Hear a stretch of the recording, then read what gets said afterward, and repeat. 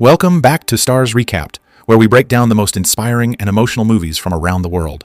Today we're diving into In Our Prime 2022, a heartfelt South Korean drama about a struggling student and a mysterious math genius who form an unexpected bond. The film follows Ji-woo, a high school student who's lost faith in himself, and Hak-sung, a reclusive North Korean defector working as a school security guard. But when their paths cross, an incredible story unfolds, one about friendship, trust, and the power of believing in your own potential. Stay tuned as we uncover how one man's hidden past becomes the key to another's future. Let's begin the story of In Our Prime.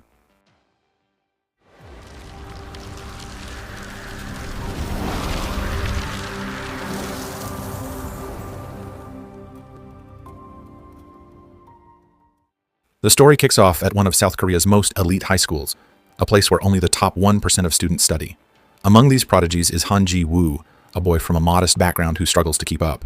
Back in his old school, Ji-woo was the brightest student around, but here, surrounded by the country's smartest minds, he finds himself almost at the bottom of the class, especially in mathematics, the subject everyone believes holds the key to entering a top university. While his wealthy classmates can afford private tutors and high-end academies, Ji-woo has no such privilege. Living on student welfare, he tries his best but keeps falling behind. His math teacher, Mr. Kim Gun-ho, warns him that his grades aren't good enough for a prestigious college and even suggests he consider transferring out. One evening, Ji-woo's dorm mates hand him some cash and ask him to sneak out to buy snacks and drinks. But as he makes his way back, he's stopped by the quiet and mysterious night guard, Lee Hak-sung, a meeting that will change both of their lives forever. The next morning, Mr. Kim calls Ji-woo into his office, trying to pressure him into revealing who helped him sneak out the previous night. But Ji-woo refuses to betray his friends, choosing loyalty over self-interest. This act of quiet courage catches the attention of his classmate Park Bo-ram, though it also gets Ji-woo temporarily kicked out of the dormitory as punishment. Later that day, his roommates try to repay him with some money for keeping their secret, but Ji-woo turns it down, saying friends don't owe each other for doing the right thing. They laugh it off and start planning new ways to sneak in snacks at night. But it's easier said than done, especially with Hak-sung, the strict night guard, always on watch. Students have even given him a nickname, the Commie Officer, since rumors say he defected from North Korea. Meanwhile, away from the school, Hak-sung visits his doctor, who warns him that the night shifts and sleeping pills are destroying his health. But Hak-sung simply says that, as a defector, this job is the only one available to him. Unless the doctor can find him something else, he'll just keep taking the pills. Later, he returns to his small, quiet apartment, a place filled with silence and routine. He feeds his turtle, sips strawberry milk, and spends his nights solving Sudoku puzzles, the only escape from his lonely life. The next day, Ji-woo is officially expelled from the dorms. As he walks out with his bag in hand, Bo-ram mocks him, saying she thought he had potential, but clearly she was wrong. Her words sting, but Ji-woo keeps walking without saying a word. A few hours later, he arrives at his small family apartment. The place is humble but filled with memories. Ji-woo quietly cleans up before his mother comes home from work. She's a hardworking widow who has spent her entire life supporting her son, and seeing him in his school uniform always fills her with pride. Not wanting to disappoint her, Ji-woo hides the truth about being kicked out. Instead, he smiles and tells her he just came by for a short visit before heading back to school. That evening, as rain pours down, Ji-woo wanders the campus, searching for shelter. He sneaks into an old, unused science lab to stay dry, but before long, Hak-sung, the night guard, discovers him. After hearing that Ji-woo has nowhere to sleep, Hak-sung softens up and invites him into his small guard office for the night. As Ji-woo finally drifts off to sleep, Hak-sung notices his unfinished math homework on the desk, a set of tough problems that seem to catch his quiet attention. The next morning, as sunlight breaks through the window, Hak-sung wakes Ji-woo and firmly tells him to leave. With no choice, Ji-woo grabs his bag and heads back to class. When he sits down in math, he's stunned. His previously unfinished homework is now complete, and every single answer is correct. Realizing that Hak-sung must have solved it for him, Ji-woo can hardly believe it. Bo-ram notices the sudden change and urges him to show the teacher, but Ji-woo shakes his head, asking her to keep it a secret. He doesn't want anyone to know. After class, Ji-woo heads straight to the security office to thank Hak-sung for his help and begs him to teach him how he did it. But Hak-sung coldly dismisses him, refusing to get involved, and kicks him out once again. Later that evening, in the study hall, Ji-woo overhears his classmates complaining that even their private tutors couldn't solve the same math problems. That's when it hits him. Hak-sung isn't just a guard. He's someone truly brilliant. Determined to learn from him, Ji-woo starts following Hak-sung everywhere, from the halls to the courtyard, pleading for lessons. But no matter how much he asks, the quiet guard ignores him completely. One afternoon, while taking out the trash, Hak-sung overhears a group of teachers chatting nearby. They're gossiping about students from low-income families, calling them lazy, insecure, and hopeless. Among the names mentioned is Ji-woo, and it's Mr. Kim leading the conversation. Hearing this, Hak-sung's expression darkens, but he stays silent. Moments later, Ji-woo appears again, asking once more if Hak-sung can teach him math. This time, the guard tells him bluntly that maybe he should transfer to another school. That feeling sorry for yourself doesn't solve anything. Self-pity, he says, isn't a trophy. It only traps you in your own misery. Frustrated, Ji-woo finally opens up. He admits how angry it makes him to see others get opportunities he can't afford, how unfair it feels to always be left behind. Something about Ji-woo's honesty touches Hak-sung. After a moment of silence, he finally gives in and agrees to help him study. His only condition? Payment in strawberry milk. The next day, Hak-sung pays a visit to his old friend An Gi-cheol, the man who once helped him escape to South Korea. Gi-cheol now works as the head of Seoul's defector support center. The two share a quiet afternoon playing board games and catching up on life. When Gi-cheol gifts him a set of study lamps, Hak-sung politely refuses to accept them for free, insisting on paying. "I didn't come to this country for charity," he says with quiet pride. That night, Hak-sung sets up the lamps inside the abandoned science lab, turning it into a secret classroom for Ji-woo. Before they begin, he lays down 3 strict rules. Rule 1, no one can know about these lessons. Rule 2, no questions except about math. Rule 3, no talk about grades or exams. Ji-woo agrees, and the first lesson begins. Hak-sung asks him to find the area of a triangle. A simple question, or so Ji-woo thinks. He solves it quickly, calling it an easy middle school problem. But Hak-sung then draws a circle around the triangle and asks him to look again. Confused, Ji-woo argues that the problem was unfairly changed, but Hak-sung explains that math isn't just about rushing to an answer. It's about truly understanding the problem. Finding the solution is important, he says, but understanding the question is even more crucial. As Ji-woo starts to grasp this idea, Hak-sung calls the concept epsilon. He then flashes back to his own past, to a time when he and a friend were awarded a special pen for academic excellence. The word epsilon, meaning small or insignificant, carries a deeper message, that even the tiniest things can hold great meaning. After their late-night lesson ends, Hak-sung realizes Ji-woo still has nowhere to stay. Feeling sympathy for the boy, he quietly allows him to spend the night in his small room. As the evening goes on, Ji-woo notices something surprising. Hak-sung has a deep love for classical music, which he listens to on an old cassette player. The two start chatting about famous composers, and the calm conversation helps Hak-sung steer away from Ji-woo's curious questions about his mysterious past. The cassette, however, is old and crackly, its sound worn with time. So Ji-woo decides to play the same songs on his phone instead. The clear sound amazes Hak-sung. It's a small gesture that unexpectedly brings him peace. For the first time in years, he falls into a deep, undisturbed sleep. The next morning, Hak-sung wakes up late, realizing Ji-woo has already left for class. At school, Mr. Kim makes a big announcement. There will be no final exam this term. Instead, the students will compete in the Pythagoras math competition, and their results will count as their finals. The class groans. They only have 2 months to prepare, but Mr. Kim expects nothing less than gold medals. From that day on, Ji-woo meets Hak-sung every evening for math lessons. Bo-ram, always observant, begins to notice Ji-woo constantly buying strawberry milk, joking that he seems addicted to it, not realizing it's his secret way of paying his tutor. One night, Hak-sung gives Ji-woo an especially difficult problem to solve. When Ji-woo asks for the formula or shortcut, Hak-sung calmly tells him to calculate it manually, reminding him that true understanding comes from the process, not from memorization. After 3 long hours of struggling with the problem, Ji-woo finally cracks it. Impressed by his persistence, Hak-sung decides to share a story. He tells Ji-woo about Bernhard Riemann, a legendary mathematician who once calculated 38 decimal places of the square root of 2, all by hand. He did it not for perfection, but to truly understand the process behind the numbers. Hak-sung explains that real learning doesn't come from memorizing formulas. It comes from understanding why they work. Before ending the lesson, he refuses to tell Ji-woo whether his answer is correct. "That's your homework," he says calmly. "Finding the truth yourself, that's what makes you a mathematician." As the days turn into weeks, Ji-woo's skills begin to soar. He starts solving problems faster, with deeper understanding, and even his teachers notice the change. But one afternoon, Ji-woo receives heartbreaking news. One of his closest friends, another welfare student, has decided to transfer back to their old school, admitting that studying in this elite environment was never worth the struggle. The news hits Ji-woo hard, forcing him to question his own path and whether all this effort truly matters. Trying to comfort him, Bo-ram approaches Ji-woo, saying she understands how he feels. But he snaps back, accusing her of pretending to relate when she's actually from a rich family. Their argument ends abruptly when Bo-ram's mother arrives to pick her up. Inside the car, Bo-ram gets scolded for spending time with a welfare kid. Ironically, Bo-ram herself is technically listed under welfare status because her parents are divorced, But since she isn't on financial aid, her mother believes it's not the same. Her mother then criticizes her for wasting time listening to piano music and insists she must focus only on her studies. To make sure of it, she secretly hires Mr. Kim as Bo-ram's private tutor, a move that's completely against school rules. That night, Ji-woo sits down with Hak-sung and tells him about his friend who decided to transfer. Doubt fills his voice as he wonders aloud if he should do the same. Maybe leaving would make things easier. Hak-sung listens quietly before giving him a firm but gentle answer. He reminds Ji-woo that success isn't about being born smart. It's about having the courage to keep going, even when things seem impossible. The real winners, he says, aren't the ones who never fail, but the ones who refuse to quit. To make his point, Hak-sung pulls out Ji-woo's latest math exercises. Though there are still some errors in the answers, he points out that Ji-woo has mastered the process, the true essence of problem solving. That same night, Ji-woo's dorm suspension is lifted, allowing him to return to student housing. Yet as he packs up to leave, he can't help but feel a bit sad.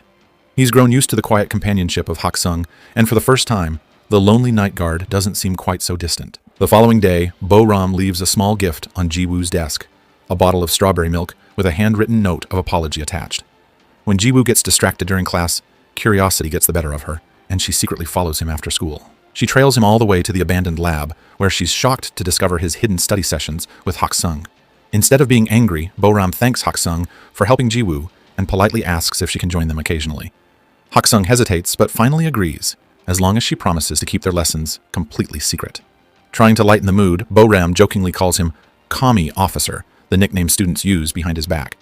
Hak-sung seems puzzled and quietly explains that while he did come from North Korea, he never served in the military. He was exempted for reasons he doesn't wish to discuss. Just then, the three of them notice a few students sneaking around the school grounds late at night. Remembering what happened to Ji-woo during his last punishment, Hak-sung decides not to intervene this time, choosing to look the other way. One quiet evening, Ji-woo turns to Hak-sung and asks the question that's been on his mind. Why did he study math so passionately? Hak-sung pauses before answering. At first he explains it was simply for survival, to earn a scholarship and support his family. But the deeper he went into the subject, the more he began to see its beauty. The order, the logic, the elegance behind every number. Somewhere along the way, he says softly, I fell in love with math itself. Later that night, Bo-ram drops by, and Hak-sung decides to show her something special. Sitting by an old piano, he assigns a musical note to each digit. Together, they play the digits of pi, turning numbers into a mesmerizing melody that fills the room. The next day in math class, Ji-woo bravely corrects Mr. Kim's mistake, using the logic Hak-sung had taught him, that even the question itself can sometimes be wrong. But instead of being impressed, Mr. Kim snaps at him. He tells the class that tests aren't about truth. They're about giving the expected answer, not necessarily the right one. Ji-woo refuses to accept that. He calmly replies that he'll always choose to give the correct answer, even if it costs him marks. Seeing this as defiance, Mr. Kim punishes him, making him stand outside the classroom for the rest of the period. After class, Ji-woo approaches Mr. Kim one last time and confidently tells him that he has no plans to transfer. He's staying right where he is. That afternoon, during one of Hak-sung's usual visits, his friend Gi-cheol surprises him with a gift, a smartphone, so he can stay in touch more easily. Excited about his new device, Hak-sung later shows it to Ji-woo, proudly scrolling through it. Ji-woo is amazed to see him reading dense academic papers on such a small screen. Wanting to help, Ji-woo sneaks into the school's computer lab with the help of a classmate. There, he prints out the entire document Hak-sung had been struggling to read, and later presents it to him as a thoughtful gift. Soon after, the long-awaited Pythagoras math competition arrives. Ji-woo walks into the exam room feeling confident, thanks to the weeks of intense practice with Hak-sung. His hard work pays off. Problem after problem, he performs flawlessly. Bo-ram, on the other hand, starts strong, even recalling Hak-sung's musical lesson to calm her nerves. But as the test grows more difficult, the pressure overwhelms her. Frustrated and anxious, she gives up midway and walks out of the exam before finishing. Ashamed of her failure, Bo-ram's mother keeps her home the next day, lying to the school by saying they're away on a trip. Ji-woo, worried about her, tries texting several times, but every message goes unanswered. That evening, Ji-woo and Hak-sung attend a classical music concert using the free tickets Bo-ram had arranged for them. Her family's company happens to be one of the event's sponsors. Though Bo-ram never shows up, the night turns out to be unforgettable. As the music swells through the hall, Hak-sung sits quietly, his eyes glistening with emotion. The melodies seem to stir something deep within him. After the concert, he invites Ji-woo over for dinner, marking the first time Ji-woo has ever seen Hak-sung actually sit down and eat a proper meal. The simple moment feels oddly warm, almost like family. But that same night, trouble brews back at school. The Pythagoras competition test mysteriously appears online, leaked for everyone to see. The teachers are thrown into panic. The education board demands answers, and unless they find the student responsible, their jobs are on the line. Meanwhile, Ji-woo and Hak-sung visit a local bookstore to browse through some books. But as they're quietly looking around, a stranger suddenly approaches them and instantly recognizes Hak-sung. The man, who also happens to be from North Korea, greets him warmly and calls him Doctor. He explains that he once attended the university where Hak-sung used to teach and still remembers him as the brilliant math genius everyone admired. Thinking Ji-woo is his son, the stranger smiles proudly, unaware of the awkward tension he's just created. Hak-sung forces a polite smile, thanks the man for his kind words, and quickly excuses himself from the shop, clearly uncomfortable. Ji-woo, puzzled by the encounter, tries asking questions, but Hak-sung stays silent. Later that night, alone at home, Hak-sung's thoughts drift back to the past, moments spent with his real son, Lee Tae-yeon. He recalls simple yet precious memories, eating dinner together, buying a pet turtle, and picking up strawberry milk, Tae-yeon's absolute favorite. Those memories, once sweet, now weigh heavily on his heart. The next morning, breaking news flashes across every TV channel. A world-changing mathematical breakthrough is making headlines. The Riemann hypothesis, one of the most complex and unsolved problems in math history, is reportedly on the verge of being solved, and the name behind it shocks everyone. A North Korean mathematician named Lee Hak-sung. The report mentions that the solution is still under academic review, but experts are calling it a potential milestone in mathematics. During the broadcast, Professor Oh, a well-known scholar, shares a personal story. As a child, he once competed in a math Olympiad where he met Hak-sung. Oh represented the South, while Hak-sung represented the North.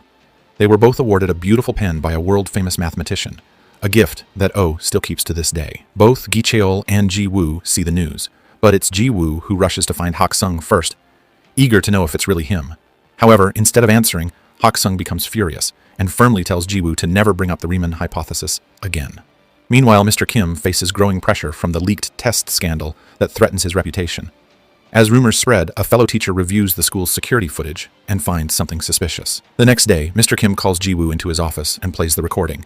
It shows Ji-woo sneaking out of the computer lab carrying a stack of printed papers. Ji-woo tries desperately to explain that it's not what it looks like, but without proof, nobody believes him. Seeing this as leverage, Mr. Kim offers him a deal. If Ji-woo agrees to transfer quietly, he won't expose him publicly. Unfortunately, the gossip spreads like wildfire, and soon everyone believes Ji-woo leaked the exam. Bo-ram, however, is heartbroken, because deep down, she knows the truth. Meanwhile, Gi Cheol finds himself caught in a tough situation of his own. Tensions between North and South Korea are rising fast. The North is furious that the South is claiming credit for Hak-sung's groundbreaking work, especially since those discoveries are linked to military-level encryption. Because of this, the NIS pressures Gi Cheol to convince Hak-sung to appear on television and publicly clear up the confusion. With Hak-sung's name flooding every news channel, an old colleague from the North suddenly shows up at his door. He tries to persuade Hak-sung to return home with him, claiming it would restore his honor and recognition. But things take a sharp turn when the man slips up. He admits he's doing it for his own redemption, hoping that bringing Hak-sung back would erase his own past mistakes. The mention of his late son hits a nerve, and Hak-sung angrily throws him out. Later that night, Gi Cheol pays Hak-sung a quiet visit. He apologizes sincerely for failing to keep the NIS from harassing him. Hak-sung, though visibly weary, thanks him for all the years he risked his own safety to offer protection. As Hak-sung begins packing his belongings to leave town, Gi Cheol hands him something deeply personal, the research papers Hak-sung once tried to discard years ago. Gi Cheol admits he couldn't bear to let such priceless work be lost forever. Hak-sung takes the documents silently, realizing that some connections, no matter how complicated, are built on quiet loyalty and respect. Just then, Ji-woo shows up at Hak-sung's place, but as soon as he hears the heated argument inside, he quietly stays outside the door. Inside, Hak-sung's anger boils over. He shouts that his old research is cursed. It's the very thing that led to his son's death, and he refuses to let it be used for publicity on television. Once Gi Cheol leaves, Ji-woo steps in, hoping to comfort his mentor. But instead of opening up, Hak-sung lashes out, drawing a harsh line between them, reminding Ji-woo that they're nothing more than teacher and student. Heartbroken, Ji-woo walks away. Moments later, Bo-ram calls him in tears, frustrated that he's letting everyone believe lies about him. But Ji-woo sounds defeated. He simply says, "It's over," and ends the call. Meanwhile, Hak-sung heads to the bus station, planning to leave everything behind. But as he waits, he catches a glimpse of a young man who looks exactly like his son, Tae-yeon. The sight triggers a painful flashback, that tragic night years ago when Tae-yeon confronted him. After another violent clash defending his fellow defectors, Tae-yeon had accused his father of abandoning their family, saying he only fled to the south for himself, not for them, and not when his mother was dying of tuberculosis. Those words, still echoing in Hak-sung's mind, remind him of the guilt he's carried ever since. Hak-sung tried to defend himself, saying he crossed the border only to secure a better future for his son. But Tae-yeon lashed out, reminding him that being humiliated while doing odd jobs in the South was no life for a scholar. With bitter words, Tae-yeon told his father to live alone with his math, then stormed off. In a tragic turn, he attempted to swim back to North Korea, but the border patrol shot him before he could reach the other side. That moment became the deepest scar in Hak-sung's life. Meanwhile, Ji-woo quietly sneaks into his house late at night. While his mother sleeps, he uses her seal stamp to approve his transfer papers. The next morning, he hands them to Mr. Kim, who coldly tells him he made the right decision. Elsewhere, Hak-sung hides in a small hotel as Gi-cheol desperately searches for him. But a sudden call from Bo-ram telling him about Ji-woo's transfer changes everything. Later that afternoon, the Pythagoras Math Award ceremony begins. Ji-woo is preparing to leave the school for good when Bo-ram appears out of nowhere, snatches his bag, and drags him toward the auditorium. Inside, Professor Oh begins a speech about the recent breakthrough in mathematics, the Riemann hypothesis, when suddenly Hak-sung walks in. Having released his pet turtle into the river, he's come clean about everything. Holding up an old pen as proof of his identity, he's warmly welcomed by Professor Oh, who invites him to speak. In front of everyone, Hak-sung admits he was Ji-woo's real tutor and presents his printed thesis to prove Ji-woo didn't cheat. He then exposes the truth. It was Mr. Kim who leaked the test to his private students. Shamed, Kim storms out of the hall. Hak-sung then shares his heartfelt story. He reveals he defected from the North to study math freely, refusing to let his work be used for weapons. But his dream came at a painful cost, the loss of his son. With tears in his eyes, he apologizes to Ji-woo and thanks him for believing in him when no one else did. Moved by his words, Gi-cheol, who's been watching quietly, decides not to pressure him for the TV interview. Instead, he waits outside and offers Hak-sung a ride to freedom.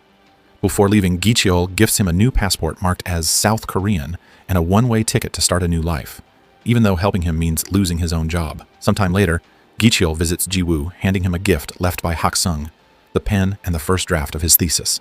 Fast forward 3 years, Ji-woo, now a college student, visits the Oberwolfach Institute for Mathematics in Germany with his class. To his surprise, he finds Hak-sung working there. With a smile, he hands him a strawberry milk, and the two share a heartfelt hug before diving back into what brought them together from the start, the beauty of math. And that wraps up the emotional journey of In Our Prime 2022, a touching story about courage, friendship, and the power of education. Through Ji-woo and Hak-sung's bond, we see that true success isn't about privilege or status, but about never giving up on learning and believing in yourself no matter where you come from. If you enjoyed this recap, make sure to like, share, and subscribe to Starz Recapped for more inspiring movie explanations just like this. Thanks for watching, and remember, sometimes the greatest lessons in life aren't found in textbooks, but in the people who believe in us.